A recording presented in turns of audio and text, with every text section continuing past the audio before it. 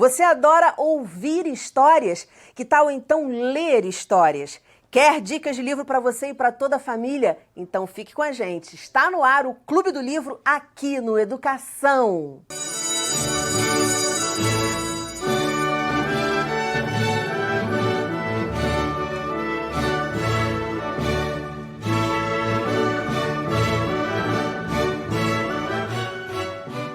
Minhas convidadas são a escritora FML Pepper e a agente literária Luciana Vilas Boas. Muito bem-vindas ao programa, Pepper. Que bom te receber aqui de novo. Luciana também. Pepper, você trouxe um spin-off. Mostra pra gente a capa da trilogia que eu sou apaixonada, que eu li os 3 livros. Não pare, não olhe e não fuja. E não fuja. Conta um pouquinho. Primeiro explica o pessoal o que é um spin-off, para quem não sabe. Bom, Máscaras eu posso classificá-lo mais do que um spin-off, porque ele tem uma característica muito curiosa. Quando eu e meu editor fomos avaliar, ele ultrapassava a questão de contos, e na questão do spin-off ele ficava numa categoria curiosa, porque ele trata o antes, durante, coisas que estão acontecendo na trilogia, tem durante e tem o depois. Então, só que contado sob o ponto de vista de vários personagens importantes da trama, só que não são contos. É uma história que vai seguindo, sob o ponto de vista de cada personagem, de forma cronológica, do antes, o durante e o depois.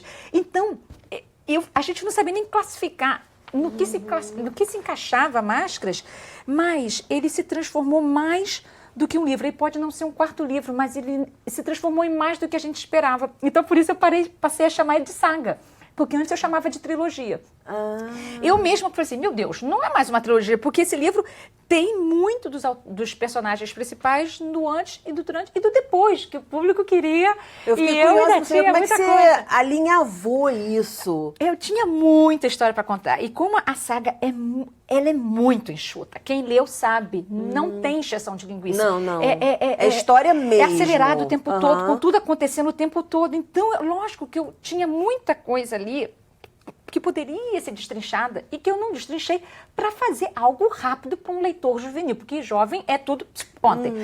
Só que eles queriam mais e eu tinha muito mais para contar. Mas e eu assim acho que isso é surgiu. mais gostoso. Eu não sei o que a Luciana acha, porque é profissional da área, mas eu acho gostoso isso, né? Uma história em que as coisas estão acontecendo, acho que é porque a gente já é treinado assim por conta de tecnologia, enfim, de querer ver as coisas acontecendo e dar esse gostinho de quero mais. E aí eu quero mais. O que a Luciana acha? Não, é isso mesmo. Foi ótima essa sacada que, tecnicamente falando, também revela muito o talento da Pepper, porque não é fácil fazer isso, né? Não é fácil. E sem criar contradições, sem criar... Né? Então, agora eu ainda acho que é um spin-off, apesar de não tratar só do depois, né? Não, o spin-off é o produto... Uma história derivada. Derivado. Agora, a capa ficou linda. Também acho. Linda. E o que você acha, Pepper, que traz... para o jovem que está lendo, para o adolescente que está lendo essa história? Uma coisa muito curiosa, né? É uma história de uma garota que se apaixona pela própria morte. Né? E você fala, eu acho maravilhoso isso. O jovem não tem a concepção da morte. O jovem se acha imortal.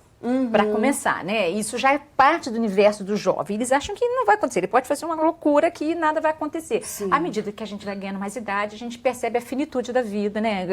Como nós somos frágeis, né? Nós somos peças muito frágeis nesse xadrez. E aí, o que eu achei muito legal foi, assim, entender que a personagem se viu diante da morte física, diante da morte emocional e diante da morte que era personificada na figura do rapaz de olhos azul turquesa, que foi o grande...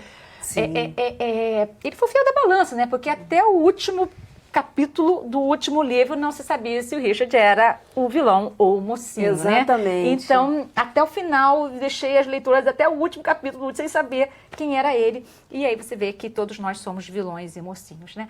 Então, eu acho que o que trouxe para os jovens que lê esse meu livro é isso, entender que nós não somos só vilões ou só mocinhos. Nós trazemos os dois dentro da gente. E a questão é, essas duas feras, o bem e o mal, quem você vai alimentar mais, né? Aquela que você alimentar mais vai ser quem você será. Então, eu acho que para o jovem entender isso, que nós somos os dois e que não tem que ir por aí taxando. Entender que é trabalhar isso e aceitar uma série de outras coisas que foram trabalhadas na história, perdão, amor, mas isso de uma forma bem... que a gente precisa, sim, de uma forma gostosa, de jovial, de uma história legal. Da lição de moral. Sim, claro. E no momento, eu acho que só em você colocar essa questão do humano já não é lição de moral, porque se mostra... E isso é uma característica das tuas obras, porque o 13 também mostra isso, né? As duas faces ali de uma protagonista que pisa na bola, que pensa muitas vezes errado, vamos dizer, mas que é uma pessoa bacana. Então, acho que a tua obra mostra um pouco disso. E eu acho que vem num momento importante da gente refletir. Você falou em perdão, você falou na questão do humano. A gente está exigindo tanto, né, das pessoas. Não, você toma um posicionamento A, você toma B, ou você toma Coca-Cola, ou você toma Guaraná Natural. Porque se você tomar os dois, já não existe isso. Acho que a nossa sociedade, a gente está passando por um momento muito assim. Eu acho isso. Eu acho que o ser humano tem essa dualidade. Essa dualidade é positiva. É positiva. E eu acho que o livro para jovem tem que mostrar isso. As coisas não são o A, o B, o B, o A. Existe aquela coisa que fica para lá e para cá. E é onde você se encaixa naquele momento. Porque numa situação A eu posso ser o legal. E na situação B eu posso ser o vilão. Isso em todos os parâmetros da vida. Como escritora, como mãe, como amiga, como esposa. Enfim, como em todas as relações. É dosar. E eu acho que isso é legal. Porque as jovens que vêm conversar mais o universo feminino, obviamente, mas elas falam muito isso. Caramba, eu comecei a ver isso dessa forma. Então você fala, caramba, eu ajudei. Legal. Luciana, vamos trazer o teu livro aqui pro bolo pra gente fazer um papo super bacana, porque a tua obra, a obra que você trouxe também é maravilhosa. Mostra a capa pra gente. Eu fico meio desorientada quando você fala o seu livro, a sua obra, porque não é minha, é da autora. A obra que você trouxe, você viu que eu consertei. Represento os direitos literários. Sim. Vocês pediram uma sugestão, eu trouxe, não poderia falar também de Pepper, porque também é, né? Minha cliente. Também. Sim. Acaba, sendo...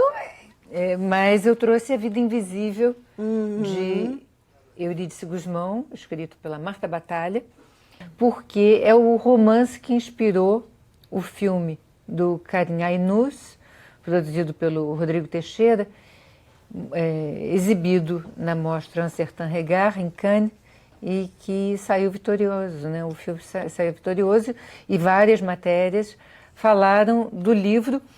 O diretor Karim Ainous, foi muito generoso nas entrevistas, porque falou muito do livro e o que o livro havia inspirado nele para fazer o filme que fez.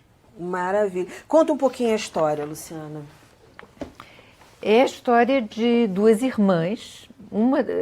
Eurídice Gusmão tem um papel apenas um pouquinho mais protagonístico, mas são duas protagonistas, a Guida e a Eurídice, que são mulheres da maior inteligência, mulheres talentosíssimas, sistematicamente sufocadas, primeiro pela família, uma família de gente muito boa, pais portugueses, imigrantes portugueses, que têm uma pequena quitanda em Santa Teresa, isso nos anos 40. E uma casa, outra foge com um namorado muito rico, que morava num casarão na rua São Clemente, e elas se separam, porque essa que foge com o namorado rico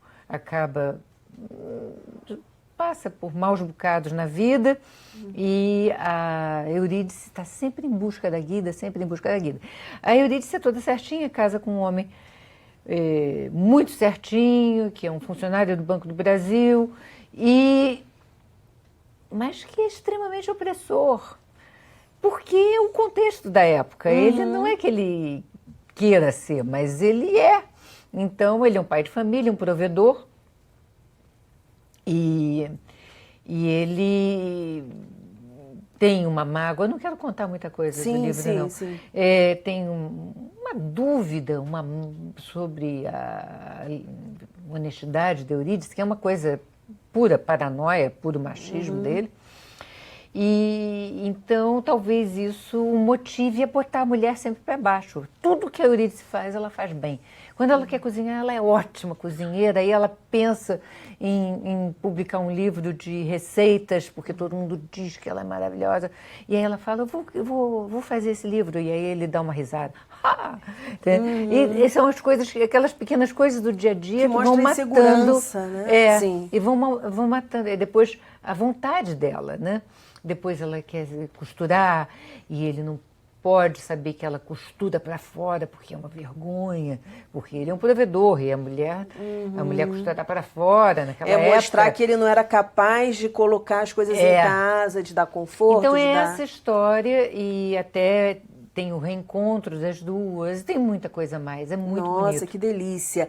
Gente, eu queria que vocês falassem exatamente isso, da importância da gente contar essa história hoje, no momento em que o movimento feminista se fortalece, eu acho que cada vez mais, o movimento feminista negro também tem um fortalecimento aí, a gente discutir, porque assim, por incrível que pareça, é uma obra atual. O que vocês acham? Muito. Vocês concordam? Sempre. Claro que é atual, inclusive foi escrita agora. Sim, mas se passa nos anos 40, mas eu acho que fala de coisas que acontecem agora. Gente, feminicídio, pelo amor de Deus, né? Você chega nos países árabes, né? A cultura, como a mulher vem, né? Quando eu estive na Turquia, você via lá em Istambul, no lado, na calçada, passava uma mulher de taier, elegante, com o notebook dela. Assim, no mesmo universo, do outro lado da calçada, vi um homem com a mulher de burca. Só o olho. O homem tomando sorvete de bermuda, camiseta, e a esposa lá só com o olhinho. Aquilo me chocava. Tipo assim, isso existe. Isso é hoje, poucos anos. Então, quer dizer... Não, é contemporâneo. É real, né? Sim, e você devem ter te falado isso quando você foi viajar. Olha, não leva blusa de alcinha para ficar na rua porque os homens não respeitam. Não, a desigualdade se dá em vários planos. Né? Você tem a desigualdade geográfica, você tem mesmo no Rio de Janeiro mulheres que têm condições muito mais favoráveis e outras extremamente ainda oprimidas e realmente vitimizadas, né? E o diretor do filme, o Karim Ainous, nas entrevistas, ele disse coisas interessantíssimas sobre o livro, porque para ele, pelo menos foi o que eu entendi das entrevistas, assim, entrevistas de televisão, mas eu li também uma reportagem, era a primeira vez, e isso é muito verdadeiro e muito importante, que ele via a mulher brasileira de classe média retratada nos anos 50, nos anos 40, 50. E realmente, ela é a vida invisível de Eurídice Gusmão. Essas mulheres eram invisíveis. Né? Minha mãe era invisível. Né? Eu vejo muito a minha mãe na Eurídice Gusmão. Minha mãe tinha essas vontades, esses desejos, esses impulsos, e não conseguia realizá-los. Mas o que é muito interessante é que ele ter observado a invisibilidade literária também. Então, as mulheres eram invisíveis e elas não estão presentes na literatura. Sim. Então, isso é muito incrível. E é mais incrível ainda, e aí eu, como agente, dou mais um passo sobre essa declaração do Karim, é que as mulheres eram invisíveis e são invisíveis na literatura, não têm presença na literatura, mas elas formam o maior segmento de leitores no Brasil. Então é uma contradição absurda, porque as leitoras não têm na literatura brasileira um material, uma produção para reflexão sobre a sua própria condição. Lugar de fala, a gente tem falado tanto disso agora. Poxa, é o meu lugar de fala, poxa, é o lugar de fala do outro, é o lugar de fala da mulher negra na literatura, da mulher na literatura. Quer dizer, o que você está dizendo é isso, o mercado consumidor é de mulheres que leem o que os homens escrevem. não é isso? Que não estão no lugar de fala delas. E eu não sabia E mais que que existia... isso, E mais do não que ser isso. retratada nas Elas histórias. não são retratadas. Sim, Elas porque não o têm lugar de fala não é deles. Exatamente, elas não é são delas. representadas aqui dentro, nem É. isso? Sim. Ali dentro. Sim, isso que é triste. isso é, Isso é bacana. incrível, é incrível. E eu não sabia que existia esse preconceito. Numa das entrevistas, inclusive, eu acho que eu perguntei isso para você, se o FML tinha a ver com isso, porque algumas mulheres na literatura usam. Aí você falou, não, por causa do nome. Não é porque por todo causa do mundo- nome, mas a você J.K. explicou. Rowling foi, por exemplo. Exato, A exato. J.K. Rowling foi. Isso é absurdo, né? Isso é louco. Você vê que é real. Que é real, isso existe, né? É ali, face to face, está ali acontecendo Sim, ali. sim, não vê sim. quem não quer.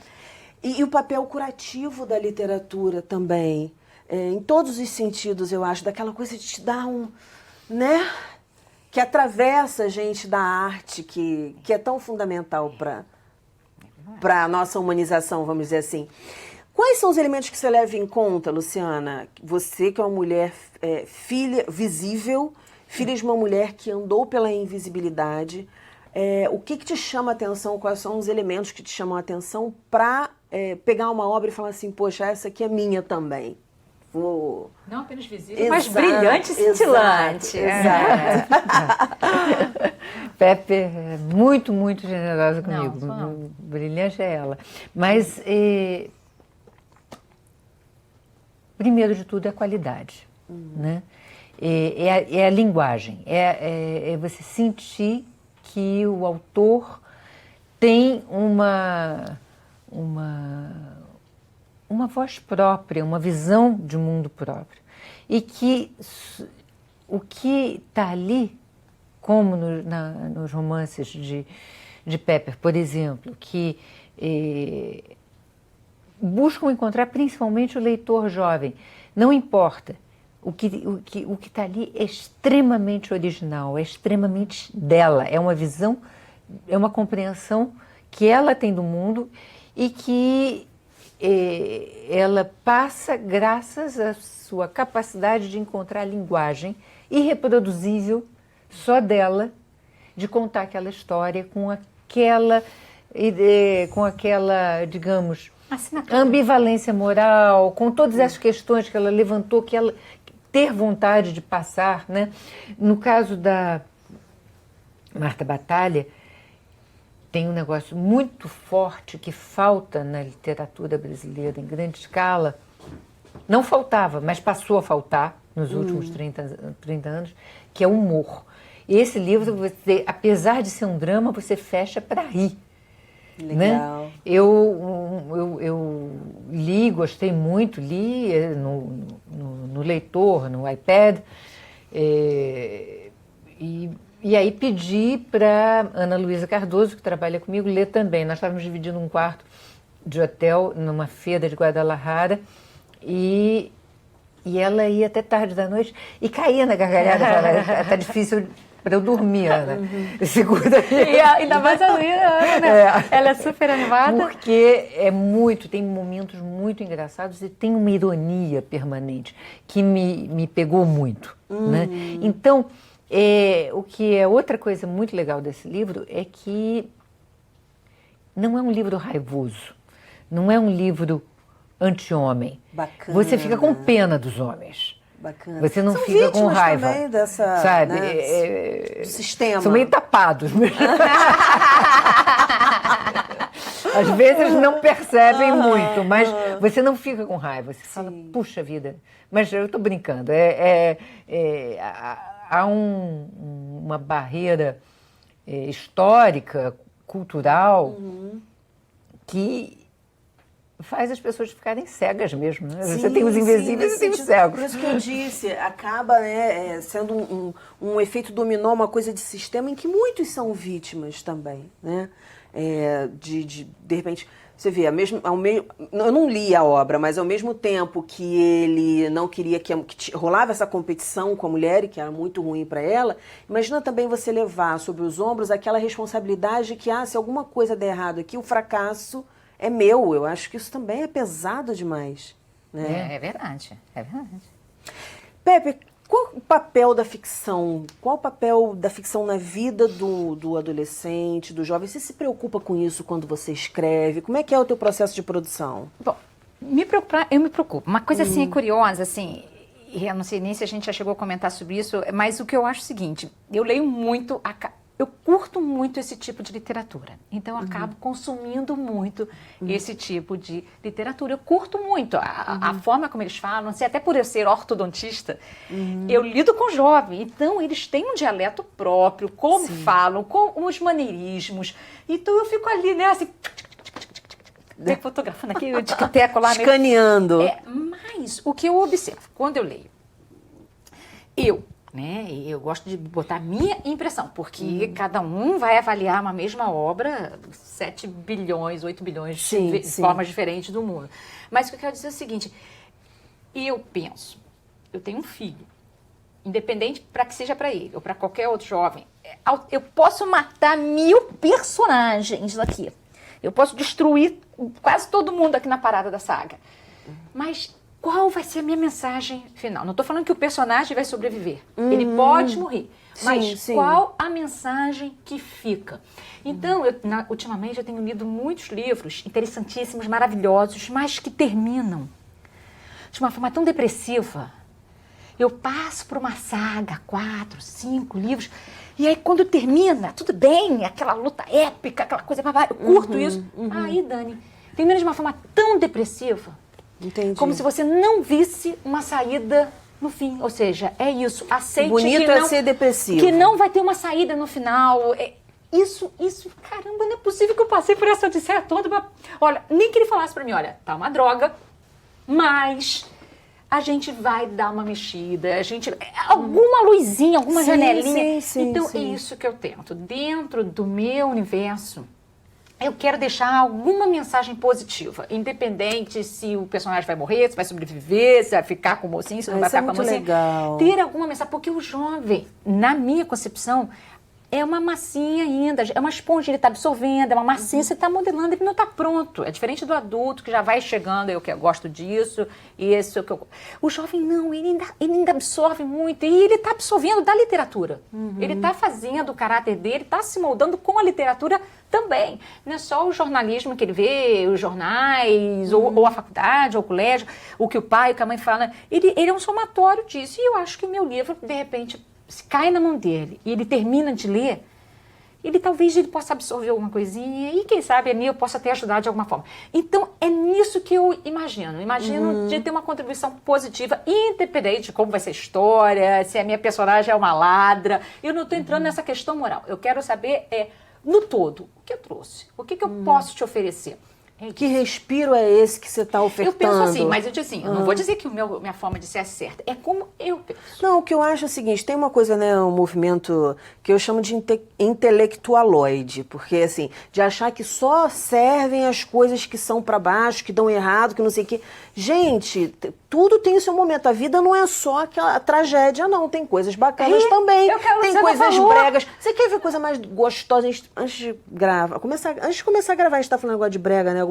De bebida, que a Pepper tava falando que não bebe e tal, porque brega. Gente, mas o lado brega da vida é tão gostoso também, tem o seu lugar, né? A vida tem disso, porque senão fica um negócio só. Olha só, eu achei, foi fabuloso, agora eu já me animei quando a Luciana acabou de falar, porque não é o meu estilo. Você vai ver na minha prateleira assim, juvenil. Eu não vou ser atraída. Quando ela falou que a Ana ficou rindo, dando gargalhada, eu já animei. Meu zoinho já fez, já fiz ali, brincando, mas é o que toca em cada um. Então eu achei muito legal isso. Eu já me animei, ó. Mas esse é o objetivo do Clube do Livro, porque às vezes as pessoas acham assim, eu não gosto de ler. Você não achou o livro certo. Porque quando a gente acha isso, de ficar rindo de madrugada, incomodar o colega, de não conseguir parar de ler, eu adoro isso, gente. É uma prisão, mas é uma prisão tão gostosa, né? Porque a gente quer saber o que vai acontecer. E falando do livro da Marta, eu queria trazer para cá uma discussão da gente, né, enquanto mulher, porque também rola essa identificação no programa. O que é discutido aí, Luciana, que você acha que a gente precisa discutir mais na nossa sociedade e que vai ajudar muitas mulheres nessa questão da identificação, que a literatura tem esse papel também? Na verdade, o tema do empoderamento feminino está muito presente, né? Então, esse livro foi escrito em 2015, foi lançado em 2015, foi escrito ao longo de bastante tempo, né? Eu não sei exatamente, ele me chegou pronto em 2014. Um pouquinho anterior, digamos, a essa onda de discussão feminista. Então, acho que os temas estão aí, o que importa é a ficção mostrar de uma nova maneira, né? Encontrar uma nova maneira, uma nova linguagem, uma nova forma de contar uma história que, a rigor, nós já conhecemos, né? A ficção não é uma ciência que está descobrindo, inventando coisas. Claro. Não, está refletindo muito o que é a sociedade brasileira, o que é a sociedade. A gente está com muito pouca literatura brasileira sendo publicada nesse momento. Isso sim empobrece Sim. a conversa e a discussão geral, o debate nacional como um todo. Né? O Brasil já teve uma visão literária de si mesmo muito forte na época dos grandes autores nordestinos dos anos 30, mais adiante, com Jorge Amado, até João Baldo Ribeiro, né? Com Raquel de Queiroz, com Diná Silveira de Queiroz, tantos autores que eram importantes, Érico Veríssimo, e que compunham, né, um imaginário brasileiro, uma visão que o brasileiro tinha de si mesmo. Isso está muito mais pobre. Né? Sim, infelizmente. Mas temos aí você, temos Pepe. Não é só isso. Mas tem que ir mais tem fundo. que ter, sim, com certeza, sempre. Mas tem que a gente encontrar agradece caminhos mais amplos. Mais amplos. Parabéns pelo trabalho, Luciana. Obrigada. Parabéns pelo trabalho, Obrigada, Pepe. Dani. Voltem sempre. Obrigada pelo papo e sucesso. Obrigada. O nosso programa fica por aqui. Na segunda-feira que vem tem muito mais às 9 horas da noite. Educação, se você não se envolver, não rola. Dias felizes e até lá. Uma ovelha certa vez foi levada a julgamento no Tribunal dos Lobos, acusada de ter roubado a lã que traz no próprio corpo. No tribunal se organizou a defesa, também formada por lobos. Mas isso é um absurdo! A ovelha não pode ser condenada por um crime que ela não cometeu. Ela já nasceu, obviamente, com a lã que ela traz no próprio corpo. Do outro lado, o advogado de acusação, também um lobo, foi logo dizendo: tanta lã assim só pode ser fruto de uma desonestidade. Essa ovelha tem sim culpa no cartório. O juiz dos lobos, um juiz já velho, um lobo mau, foi lá para dentro, decidiu, pensou e voltou com a decisão. Eu condeno a ovelha por provocar o apetite dos lobos. Eu condeno a ovelha por usar a saia muito curta. Eu condeno a ovelha por ter a carne muito macia. O advogado de defesa foi logo dizendo: mas isso é um absurdo, o julgamento era sobre o roubo da lã. O juiz dos lobos disse que isso não tinha a menor importância e devorou a ovelha ali mesmo, dentro do tribunal, com a ajuda dos outros lobos.